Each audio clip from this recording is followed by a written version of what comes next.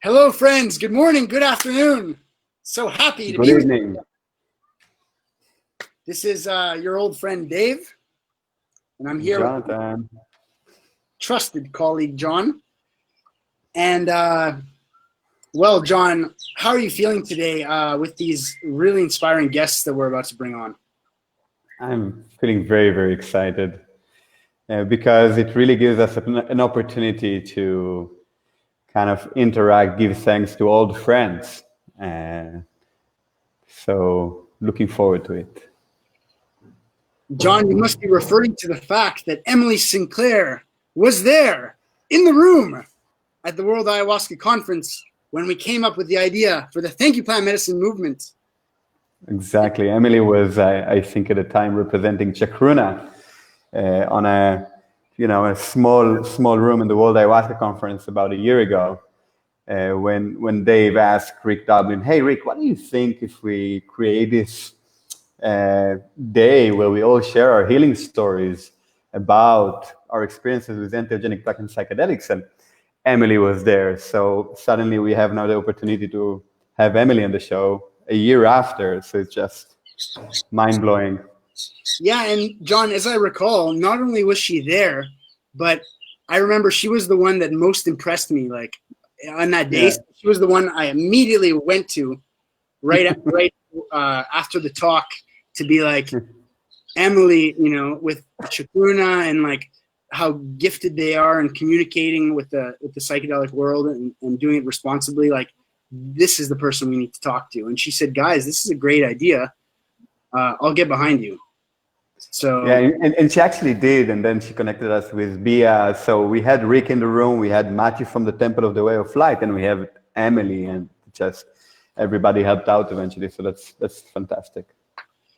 But John, today we're not here to talk about Thank You Plant Medicine. We're here to talk about this amazing initiative that Emily and Freddie are bringing to life in Peru to help people that need it the most. And before we jump into this interview, I just want to say hello to Sydney tuning in. Good to see you there, Sydney. Great to see you sporting that Thank You Plant Medicine frame. And hello to Belinda, our dear friend and trusted advisor. Our big aunt. Our aunt from the desert of Arizona. So without any further ado, let's bring on these amazing human beings, Freddie and Emily Sinclair. Hello, hello. Hello, guys. Hello, everyone. How are you doing today? Yeah, we're pretty good, pretty good.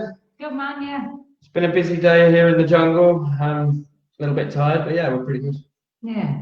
Tell us about this amazing campaign that you have going on. Well, basically, we're raising money through GoFundMe to supply people who in the Iquitos region, mainly who are connected to the plant medicine community and to tourism, who basically aren't getting any help at the moment and really need our help and that of the wider community.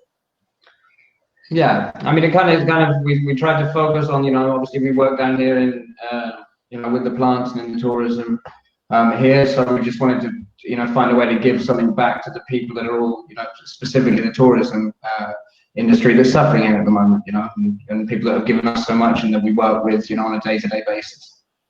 So that includes Shipibos, local mestizos, and then other, a lot of other communities actually that are related to them that we've come into contact through the project. And we're also helping homeless people, who we know on the streets who also have no support at the moment. Wow, so amazing. Yeah, amazing job. Can you tell us a little bit about the situation in Iquitos in terms of COVID? Like what is going on? Maybe describe a bit. Do you want to go? I mean, it's definitely, Iquitos has been, hit very hard, by the whole kind of pandemic. There's been a lot of the infection rate here is very high.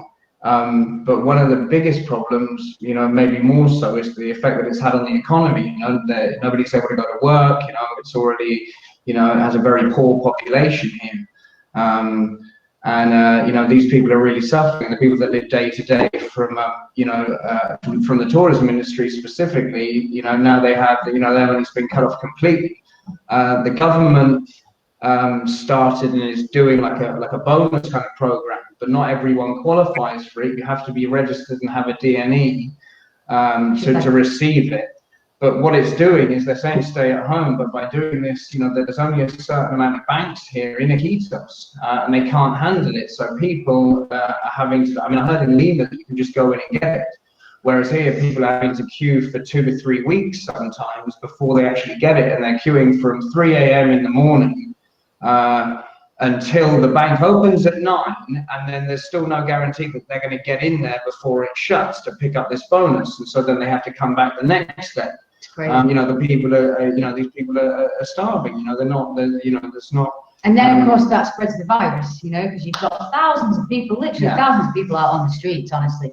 You know, we have a curfew here from 4 p.m. till 4 a.m., just been changed to 6 actually yesterday. But you go out during the kind of the times that you can, and the streets are filled with people. And then, of course, all of those people are crowded in places that are open, you know, so they're either queuing for the bank or they're crowded around supermarkets, pharmacies. Pharmacies tend not really now to have most things that people need. I mean, I went to, I tried to pick up to buy some medicine for curandero that I know. Actually, my old maestro, because his wife was sick, and they asked her, you know, they gave her a list of medicines, and I went around all of the pharmacies in the center this morning and couldn't find any of them. And it's the same like that everywhere. All of the medicines that they're prescribing people to kind of deal with the infection or the, you know, the aftermath, it's all sold out, and just we're not getting the supplies through here. So, I mean, luckily people are turning to kind of natural remedies as well, which is a good sign, but it's not, you know, not enough. And, you know, the poorer areas are really getting hit hard, like the shanty kind of favela, you know, kind of areas of the city are feeling it the worst, and they're not getting any help at all. So we've ended up kind of picking that up, a lot of those areas up off the back of going to see our initial kind of groups of people. And just to clarify, when Freddie was saying DNE, that's like identity card. So not everybody here has an identity card. You know, people who live more remotely, indigenous people often don't actually have that official citizenship card. So then they're not actually entitled. They can't get the bonus. But even if, the other thing is that's interesting, I mean, even if you do have a DNE, it depends I'm not exactly sure how they've been doing it, but even if you have a DNE, it doesn't mean that you're entitled to the bono. It's on a system, and it depends which bracket you fall into, whether you receive it or not. But obviously no one's working, so people, you know, they might fall into that gap, because usually they earn a bit more than the people who are entitled to it, but now they still have nothing, you know, so people falling into that kind of gap category as well. Yeah. I'm curious how this idea was born. How the fund was born? Well, actually, we were doing a diet. We were doing a dieta during the quarantine, and basically it was just an idea that came to me. Yeah, it came the plants, really. I think, yeah. Beautiful. Wow, Just a way. It sounds a bit mad, but it's true. And it's also, you know, of course, we could see what was going on around here, and actually we were okay. So, you know, it's a way to do something to help and to feel useful as well during this time. But yeah, that's how it actually arose. What's been one of the most rewarding moments of? I see you've already collected like around 5,000 pounds, and you've given it out. I've seen the photos. You know, all different families and indigenous people and homeless people, and what have been some of the most rewarding moments?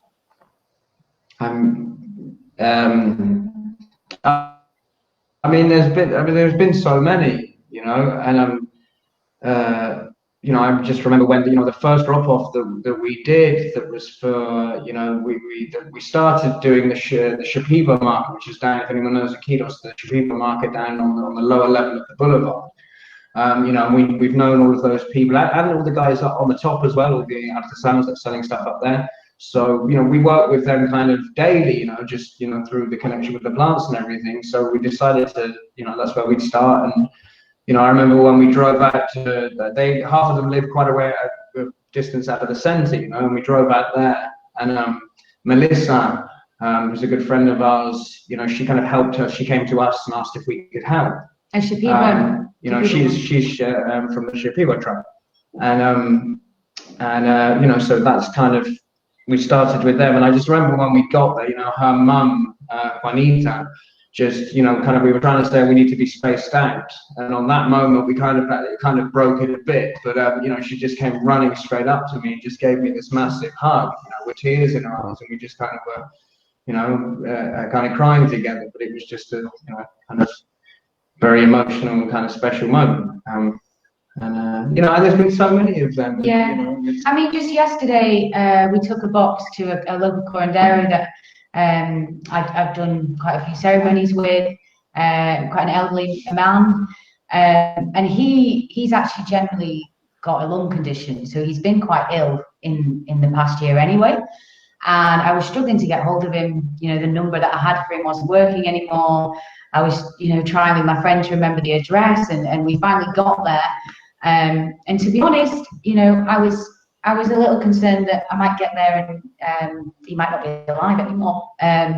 So it was very touching to see his reaction, to see that he was well, and just how happy he was to receive the help, because he also hadn't had any help besides this. So that was wonderful. Wow. Yeah, but there's so many, these young Matsis students who were stranded in Iquitos, who a friend of mine and colleague Daniela put me in touch with, and we didn't really have any idea when we were going to meet these guys, even though she'd said they were anthropology students. How young they were. Yeah. So they got there and it was just amazing to see these very young guys who'd actually been ill, who'd had the virus, and had found themselves stranded in the city, and they're Matsis, obviously wanting to be home in the Matsis communities, not being able to go back. Is that a tribe? Sorry? Is Matsis, is that a tribe of Peru? Yeah, one of the tribes. I mean, they kind of go across the Brazilian-Peruvian border. Kind of span quite a large area. Most famous connected with Cambo. Yeah. They work a lot with with Cambo. Yeah. And what is normally in a package when you help out? Like what do you include? Just basics. So dry foods, things that will last. Rice, pasta, pasta sauce that lasts, garlic, ginger, salt, sugar. We got some nice kind of medicinal teas with eucalyptus and mint and stuff in them that we put in all of them as well. Milk, coffee, garlic coffee, beans, lentils, this kind of thing, pulses. Oh, and also some soap, to wash clothes, some soap to wash dishes, and also actually a bit of chocolate or a biscuit. We always try to put a treat of some sort in each of them as well. I mean, it's basically it's enough that a family, a small family can survive off. For I mean, if we get the other bits, the fresh produce to add to it, kind of if they can around where they are, but it's kind of keeps them going for about 10 days, a family of 4, and then and then we have to go back and do another drop. So so we're in the process of coordinating all of that for the first lot of second drop-offs, which we're going to be doing from next week. And that's also why we need to raise more money, really, because obviously this is going to continue, and certainly for those affected by the lack of tourism, it will certainly continue for the next year. So, yeah, that's why we had to raise the limit on the fund, which, you know, of course, we may have to do that again. We're just going to see, you know, what we can do, really. Yeah. But, you know, I mean, one of the things is, for instance, you know, we just dropped off to a group of people that all work in Pasaki Paquito, which is like a medicine alley, if anyone's familiar with that, in Iquitos, in Belen Market, which has now been destroyed because they had a 99% infection rate. So that doesn't exist anymore. So we were helping out a group from there. And as we were doing it, you know, a load of other people got in the line, you know, to pick up their bag, but they weren't on the list. And so we didn't have anything to give them, and there was one bag left. And this guy came up and he begged me for the bag, and I was like, yeah, man, here, have it. And then I got talking to him, and I said, listen, how many of you are there? And he said, he was, you know, he had tears in his eyes, and he was begging for some help, you know. So I said, can you write me a list? And so we just got to, you know, we keep getting lists like this. You know, there's 23 families on that list, and we're getting, you know, at least 1 or 2 of them a day at the moment. Wow. You know, and some of these people aren't connected exactly into the tourism industry or medicine, but, you know, how are you going to say, you know, it's very difficult to say no to somebody that's starving and begging for help. So, yeah, we need more money and possibly more help as this kind of goes on. But, what is the impact of the donations? Like how much is a bag for a family for 10 days? What's the so about $20 per box. So, you know, a little bit more, yeah, or a little bit more than about 30. Yeah, okay. So about $30 makes a box, and that's going to feed a family for 2 weeks. We hope up to 2 weeks. Wow. Yeah, so it's very impactful. Whatever you raise is extremely impactful for the families. I mean, of course, you know, that's hoping they can get hold of maybe eggs, fruit, this kind of thing on top of that, and that's making it stretch. But people know, you know, that they are making things stretch at the moment because they have to. So, I mean, we've been very fortunate we got a friend of ours who owns a little mini market around the corner, because the other problem that we've had is being able to buy products in bulk quantities because everyone's rationing everything now. So in all the big stores where you normally go and buy bulk, they're not letting you. And luckily we've got this guy around the corner, our local shop, and he's been more than happy to help us get everything in bulk and also give us a bit of a discount, you know, to help out with everything. So we've been pretty there. But I mean, that we're not sure how, you know, that could change as well. So we're just kind of doing what we can day by day, week by week. yeah. Yeah, amazing work. Like we have Sydney saying, nice work, guys. We're doing the same. Yeah, well done, Sydney. Sweet, yeah. Woo! And Alan says, we're doing an umbrella fundraiser concert to give funds to all of the other direct relief efforts. So, wow, cool. Beautiful. Well, both of you, please post information about that under here so we can take a look. Yeah, Alan. Yeah. So good job, Alan. I think this is also like the ripple effect of, like, it's inspiring to see the efforts that you guys are doing, and it makes you want to start your own fundraiser for people in your own neighborhood, and it's super inspiring, and you can never quantify the impact of such a campaign, but it's so beautiful.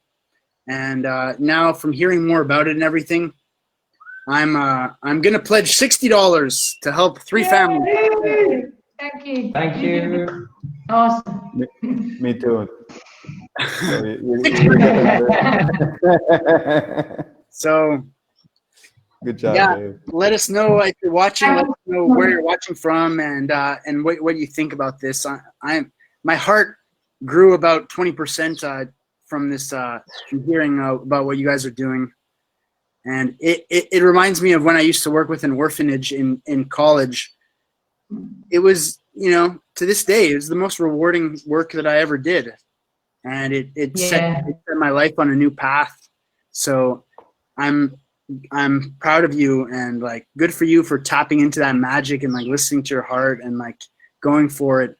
And it takes so much time and energy, and it's difficult to ask for money like on social media, and kind of, you have to post updates, and it's a very difficult, challenging thing. So I super admire you guys. Hats off. No, well, thank you. I mean, I think we're just doing what we were just following orders, kind of. Just doing what we can, man. We all. I mean, I know both of us personally have got so much from living here and being with these people, and living and sharing and working and laughing and everything. And the medicine. It's just, I think it's the least we can do to try and give something back. Absolutely. Right now. And there's one thing that I just want to just say as well. None of this would be possible if it wasn't for our friend Tristan as well, who's upstairs at the moment. But Tristan kind of came in at the beginning of the project, and he's been like the chief buyer and bagger, because we're all kind of running around doing different things. But Tristan spends hours a day, bagging up boxes for people, and so it just, we love him, and he's been, an kind of integral part of the project, So yeah, massive shout out to Tristan. Big old Tristan. Thank you, Tristan. And look, we have Belinda, who's a Navajo and Zuni elder in Arizona. She's pledging $40. She's been to blessing to you for this important work. There goes another 2 families helped for 2 weeks. Yeah. Thank you, Belinda. Awesome. And, well, it's worth mentioning that Belinda's reservation is one of the worst hit places in the United States. So much love and strength to you, Belinda, in these challenging times. Mm-hmm. And thank you for your generosity. Yeah, and for reading the news with sorry, Dave. Go for it. I wanna acknowledge Kim, who's in the UK supporting a family, sending out money every couple of weeks. A few friends donating too. So thanks, Kim, for your beautiful altruism. And Sueza, who's also in Iquitos, says she's collecting money for Shipibo family she's living with, selling their art. It's going well. Yeah, awesome. Yeah, cool.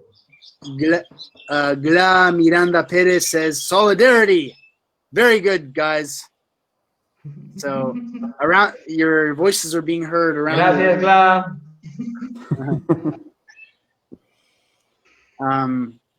Belinda says, thank you all. It is a time to come together as a human family. Absolutely. Amen. Lovely. Amen. John, were you going to say something? No, I was just going to say that watching the news, what we have here from Costa Rica, we can only get our information from the news most of the time, and it's sometimes half pieces. So it's such an opportunity to have you and communicate directly with people that are in Peru, because the news seems grim for South America. If you read about the news in Brazil and the indigenous people in Brazil that are suffering a lot, and about the indigenous people in Peru, this is not. It feels that it's not going to go away very soon, and it feels that it's going to be continuing. So I think one of the messages out of this live stream is for people to stay tuned and open the heart all the time, because it's going to be a few months. It's going down a little bit now in other places in the world, but Central America and South America are getting hit hard. So I wanna know if you guys plan to continue that for a while. If you have a plan to go on with the support, if you're planning to bring more people to help you out, if you need volunteers. The audio David, got you it hear was me? very crackly just then, so we couldn't hear all of that so clearly. I think you're asking if we're gonna, if we you need plan help? to continue. Do you need help? Yeah, and do you need help, like with people supporting you Okay. and working with you in Iquitos? Do we have any help? Do we need more help? Is that it? Yeah. Yeah. Do we need more help? I mean, at the moment we're managing. At the moment we're managing, but I think perhaps in the next couple of weeks, yeah, we may need a bit more help. Of course, we've got to be careful a little bit with the safety thing, with the virus of, you know, contact, and, you know, we want everyone to stay safe, and we don't want to be spreading it ourselves anywhere. So, you know, we've been a little cautious for that reason, also not to bring in too many volunteers just yet. But certainly, yeah, I think in the next couple of weeks, we probably will need to do that. And wonderfully, a couple of friends have offered, you know. Yeah, I mean, we just got to kind of, I mean, we kind of set out to do a certain amount of people or families, you know, and we've gone like way over that. But also it's kind of working, and you know, we're doing a lot each day and helping a lot of people, so kind of why stop there? But obviously as it gets a bit bigger, we're definitely going to need some help if it gets much bigger, just because of just the three of us, we can't handle that amount of people. Yeah. Right. And goods, you know, getting things in bulk. Yeah, I mean, that's one of the problems, like we mentioned earlier, you know, it's just actually getting the products to be able to do that many people and families, is, you know, the bigger we get, the more difficult that is. So it's just kind of, I guess, working out how to deal with that kind of problem as and when it comes, which is kind of every other day, but we're kind of handling it. Yeah. Well, Freddie and Emily, I'd like to ask you one more question each. What is something that you've learned from this experience? You